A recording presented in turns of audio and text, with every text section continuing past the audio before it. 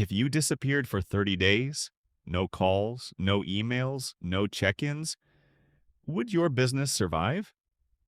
Take a second. Really answer that. Because if the honest answer is no, you didn't build a business. You built yourself a very expensive job. Here's the lie every founder tells themselves in year one. I'll build the systems later once I have more time. But time never comes. Because every single day you personally hold the business together, you're proving to yourself that you're needed. And the business quietly agrees. Every decision you make without documenting it, every process that lives only in your head, every client relationship only you can manage. That's not leadership. That's a slow, invisible trap.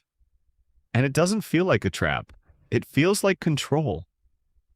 In the next minute, I'm going to show you the exact test that tells you if you're the CEO of a company or a hostage inside one. Here's the test. Write down every task you did yesterday. Now ask, could someone else do this without asking me a single question? If the answer is no for more than half your list, you have what's called founder dependency. It's not measured in hours worked. It's measured in decisions that can only be made by one human being on Earth. And here's the part that stings. The harder you work, the worse this number gets. Because working harder doesn't remove you from the business. It embeds you deeper. This is exactly why 83% of small businesses fail to sell. Not because they're not profitable, but because they cannot legally or operationally exist without their founder. Think about what this actually costs you. You cannot get sick without the business slowing down. You cannot take a real vacation without your phone in your hand the entire time. You cannot sell the business because no buyer wants to purchase you. You are not an owner.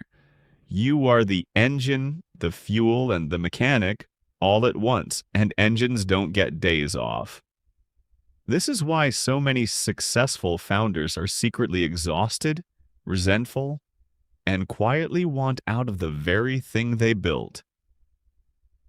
So how do you actually fix this without blowing up everything you've built?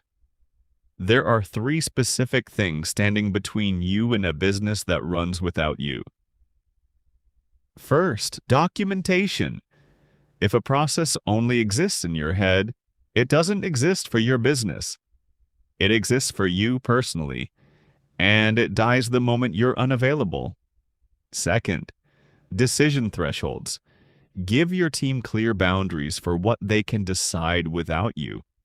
A dollar limit, a scope, a set of rules. So ask the founder stops, being the default answer to everything.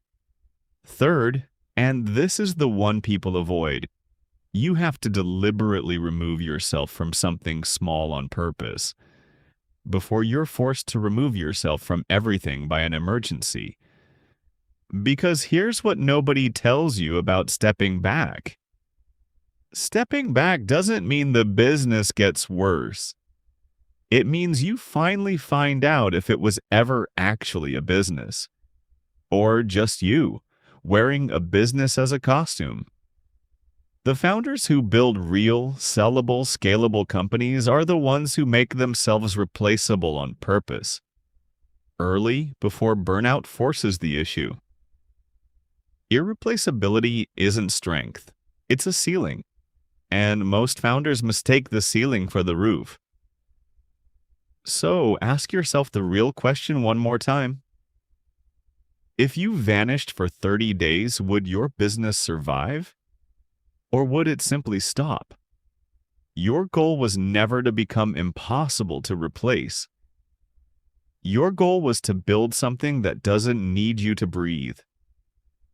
Build the business. Stop being the business.